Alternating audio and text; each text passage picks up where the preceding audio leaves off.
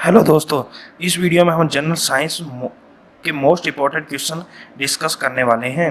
ये क्वेश्चन पिछली UPSC, SSC और सीडीएस के की परीक्षा में पूछे जा चुके हैं। तो इस वीडियो को शुरू से लेकर लास्ट तक जरूर देखना। ये वीडियो आपके लिए बहुत इम्पोर्टेंट होने वाला है यदि आप सीरियसली किसी एग्ज़ाम की स्टडी कर रहे हैं। मेरा नाम मनप्रीत है। मैं आपका अपने study platform study GK and GS पर स्वागत करता हूं। फर्स्ट क्वेश्चन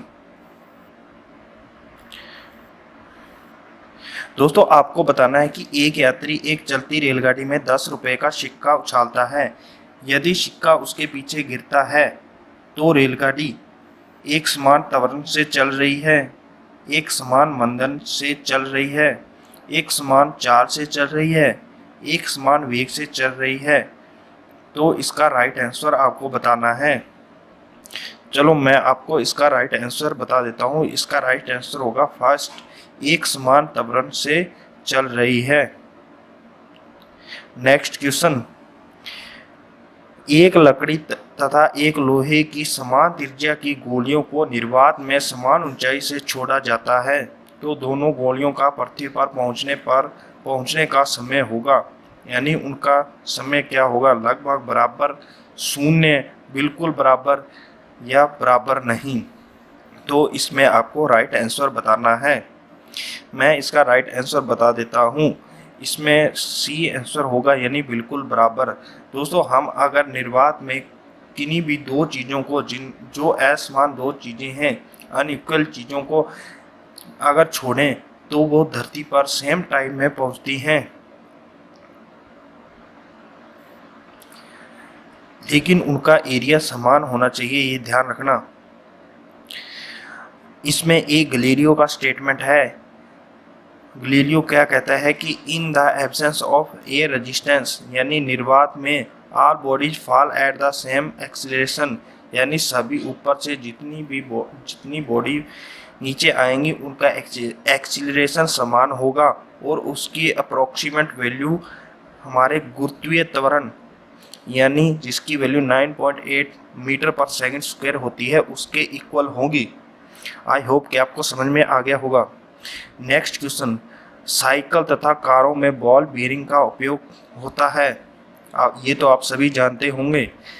तो इसका क्या कारण है, तो इसका उपयोग हम क्यों करते हैं? पहिए तथा दूरी के बीच का वास्तविक क्षेत्रफल बढ़ जाता है। पहिए तथा दूरी के बीच का प्रभावी क्षेत्रफल बढ़ जाता है। पहिए तथा दूरी के बीच का प्रभावी क्षेत्रफल घट जाता है। उपरोक्त में से कोई नहीं है। तो इसका मैं आपको राइट आंसर बता देता हूँ। दोस्तों, बॉल बीयरिंग्स क्या करता है, जो पहिया व दूरी होती है उसके बीच का इफेक्टिव एरिया यानी प्रभावी क्षेत्रफल को घटा देता है। दोस्तों, यहाँ मोस्ट इम्पॉर्टेंट चीज़ ध्यान रखने की है कि इफेक्टिव एरिया, यहाँ हम वास्तविक एरिया को नहीं लेंगे, हम इफेक्टिव एरिया को लेंगे। उसका इफेक्टिव एरिया डिक्रीज हो जाता है, यानी घट जाता है। तो ये इसका थर्ड सही राइट आंसर होगा। नेक्स्ट क्वेश्चन, जब किसी वस्तु को पृथ्वी से चांद पर ले जाया जाए तो क्या होगा? द्रव्यमान बदल जाता है।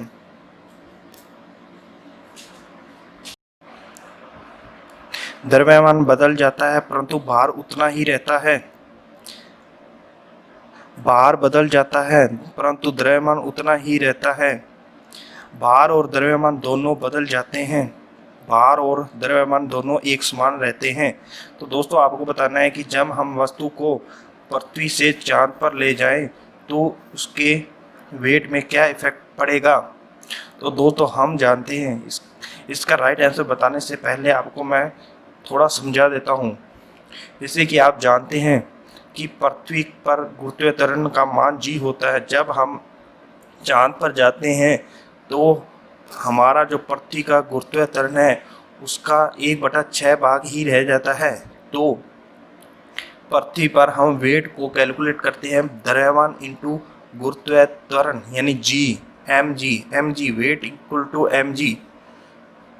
तो जब हम चांद पर जाएंगे तो हमारा द्रव्यमान तो सेम रहेगा, लेकिन जो हमारा गुरुत्वीय त्वरण जी है गुरुत्व त्वरण g है, ग्रेविटी एक्सीलरेशन, तो वो हमारा 1/6 हो जाएगा, जिससे कि हमारा वेट कम हो जाएगा, यानी वेट का हमारे सिर्फ 1/6 ही रह जाएगा। तो इसका राइट आंसर होगा, द्रव्यमान तो सेम रहेगा, द्रव्यमान नहीं बदलेगा, भार बदल जाता है परंतु द्रव्यमान उतना ही रहता है। बी इसका राइट आंसर होगा। नेक्स्ट क्वेश्चन, भू स्थिर उपग्रह ध्रुवीय अक्षों की ओर घूमता है, इसका आवर्तकाल पृथ्वी उपग्रह के निकट कम होता है, पृथ्वी के समीप तीव्र गति करेगा, इसकी घूर्णन की दिशा पश्चिम से पूर्व की ओर होगी।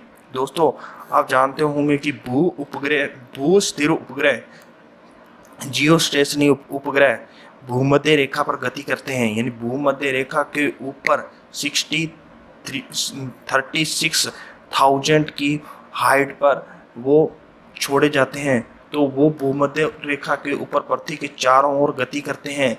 भू स्थिर उपग्रह, यानी भू स्थिर का मतलब है कि वो भूमि के जिस पॉइंट पर छोड़ा जाता है वो हमेशा उस ही पॉइंट पर बना रहता है। इसके लिए जरूरी है कि भू स्थिर उपग्रह उस स्पीड से, यानी उस चाल से गति करें जिससे कि पृथ्वी कर रही है, तभी वो उस पॉइंट के ऊपर स्थिर रह सकता है। फॉर एग्जाम्पल, जैसे इंडिया ने अपना भू स्थिर उपग्रह छोड़ा, तो इंडिया चाहता है कि मेरा भू स्थिर उपग्रह इंडिया के ऊपर ही रहना चाहिए, तो इसके लिए जरूरी है कि भू स्थिर उपग्रह की चाल उतनी ही होनी चाहिए जितनी की पृथ्वी की है, यानी भू स्थिर उपग्रह की और पृथ्वी की चाल सेम होती है, और भू स्थिर उपग्रह उस बिंदु पर स्थिर रहना चाहिए। इसके लिए ये भी जरूरी है कि भू स्थिर उपग्रह उसी डायरेक्शन में गति करेगा जिस डायरेक्शन में पृथ्वी गति करेगी, यानी उसको उसी डायरेक्शन में चलना है जिस डायरेक्शन में पृथ्वी चलेगी। तो इसका मतलब पृथ्वी पश्चिम से पूर्व की ओर गति करती है, तो भू स्थिर उपग्रह भी पश्चिम से पूर्व की ओर गति करेगा। दोस्तों भू स्थिर उपग्रह ज़्यादा ऊंचाई पर होने के कारण, भूमध्य रेखा के ऊपर होने के कारण ये पूरी पृथ्वी के एरिया को कवर करता है ऑलमोस्ट। तो दोस्तों भू स्थिर उपग्रह का उपयोग किया जाता है। दोस्तों जैसे अगर भू स्थिर उपग्रह बहुत ज़्यादा ऊंचाई पर है, इसके लिए हम उस फोटो तो इतनी ऊंचाई से खींच नहीं सकते, किसी भी चीज़ को देख नहीं सकते, तो इसलिए ज़्यादा ऊंचाई पर होने का भू स्थिर उपग्रह हमारे मौसम वगैरह के अनुमान के लिए तो यूज नहीं हो सकता। तो इसलिए भू स्थिर उपग्रह का एक यूज किया जाता है टेलीकम्युनिकेशन के लिए। टेलीकम्युनिकेशन में यानी रेडियो, टेलीविज़न इत्यादि को चलाने के लिए भू स्थिर उपग्रह का उपयोग किया जाता है। दोस्तों भारत के द्वारा भू स्थिर उपग्रह में ISAT श्रेणी के जितने भी उपग्रह हैं वो भू स्थिर उपग्रह की श्रेणी में आते हैं। एक होता है दोस्तों ध्रुवीय उपग्रह। दोस्तों ध्रुवीय उपग्रह यानी पोलर सैटेलाइट कम ऊंचाई पर होता है, उसका उपयोग मौसम वगैरह की जानकारी के लिए किया जाता है। नेक्स्ट क्वेश्चन, चुंबकीय सुई किस तरफ संकेत करती है? दोस्तों चुंबकीय सुई आपको बताना है कि चुंबकीय सुई किस तरफ संकेत करती है। तो दोस्तों चुंबकीय सुई उत्तर की तरफ संकेत करती है। दोस्तों पहले पुराने ज़माने में जो लोग समुद्र से यात्रा करते थे, यानी जो समुद्री यात्री होते थे, उनके पास एक कंपास होती थी। उस कंपास में एक चुंबकीय सुई लगी रहती है जो हमेशा उत्तर की तरफ रहती है।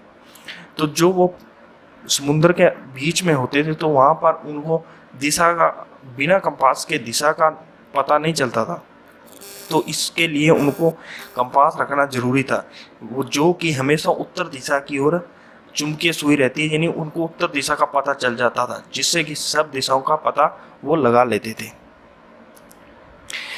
नेक्स्ट क्वेश्चन है लेंज का नियम है, यानी लेंज का नियम क्या है? तो दोस्तों इस द्रव्यमान का संरक्षण, संवेग का संरक्षण, ऊर्जा का संरक्षण, इनमें से कोई नहीं। तो मैं इसका राइट आंसर आपको बता देता हूँ। लेंज का नियम ऊर्जा संरक्षण का नियम है। दोस्तों लेंज का नियम कहता है कि जिससे प्रेरित धारा जनरेट होती है वो उसी चीज का विरोध करती है जिससे वो जनरेट हुई। यानी ये एक समान से, अगर हम इसको देखें, कंपेयर करें तो ये न्यूटन के थर्ड लॉ के इक्वल है। यानी थर्ड लॉ गति के लिए यूज किया जाता है, इसको हम इलेक्ट्रिसिटी में यूज करते हैं। थर्ड लॉ कहता है कि अगर हम किसी चीज़ के ऊपर बल लगाएंगे तो वो हमारी चीज़ के ऊपर बल लगाएंगे। वही यहाँ पर यूज होता है कि इलेक्ट्रिसिटी, यानी अगर प्रेरित धारा, किसी सर्किट में प्रेरित धारा अगर जनरेट हो रही है तो वो उस चीज़ का विरोध करेगी जिसके कारण वो जनरेट हुई है। आई होप कि आप समझ गए होंगे। नेक्स्ट क्वेश्चन है डायनमो के कार्य करने का सिद्धांत, यानी डायनमो किस सिद्धांत पर कार्य करता है? ताप विद्युत प्रभाव, विद्युत चुंबकीय प्रभाव, ऊर्जा संरक्षण, ये सभी। तो इसका राइट आंसर होगा विद्युत चुंबकीय प्रभाव। दोस्तों वो डायनमो क्या करता है? डायनमो हमारी मैकेनिकल एनर्जी को इलेक्ट्रिकल एनर्जी में कन्वर्ट करता है। दोस्तों याद रखना, डायनमो का काम होता है मैकेनिकल एनर्जी को इलेक्ट्रिकल एनर्जी में कन्वर्ट करना। तो ये इसके सिद्धांत पर कार्य करता है, विद्युत चुंबकीय सिद्धांत के ऊपर। नेक्स्ट क्वेश्चन है सूर्य बना होता है, यानी सूर्य में क्या क्या होता है? दोस्तों हम जानते हैं कि सूर्य में हाइड्रोजन और हीलियम दोनों ही गैस होती है, लेकिन कार्बन नहीं होती। इसलिए इसका राइट आंसर होगा हाइड्रोजन और हीलियम। अगर इनमें में से भी पूछा जाए हाइड्रोजन हीलियम में सबसे ज़्यादा गैस कौन सी होती है? सूर्य पर सबसे ज़्यादा हीलियम गैस होती है। इसका राइट आंसर होगा डी। नेक्स्ट क्वेश्चन, ऊष्मा का एसआई मात्रक होता है। दोस्तों आपको बताना है कि ऊष्मा का एसआई मात्रक क्या होता है? Celsius, Fahrenheit, joule, what. Celsius, Fahrenheit, joule, what. Celsius और फारेनहाइट टेम्परेचर के मात्रक होते हैं। जूल दोस्तों, जूल ऊष्मा का भी मात्रक होता है और कार्य का भी एसआई मात्रक होता है। ऊष्मा और कार्य दोनों का सेम एसआई मात्रक जूल होता है। वॉट दोस्तों पावर का मात्रक होता है। पावर, सामर्थ्य, जिसको हम हिंदी में सामर्थ्य और इंग्लिश में पावर कहते हैं, उसका एसआई मात्रक वॉट होता है। और जूल मात्रक होता है कार्य और ऊर्जा का, वर्क और एनर्जी। ओके दोस्तों, अगर आपको ये वीडियो अच्छा लगा हो तो मेरे चैनल को सब्सक्राइब कर लीजिए और इस वीडियो को ज़्यादा से ज़्यादा अपने फ्रेंड्स में शेयर कर दीजिए। और उसके बगल में एक बेल आइकन है, उसको भी प्रेस कर लीजिए ताकि आपको मेरी आने वाली वीडियो का नोटिफिकेशन मिल सके। थैंक यू दोस्तों।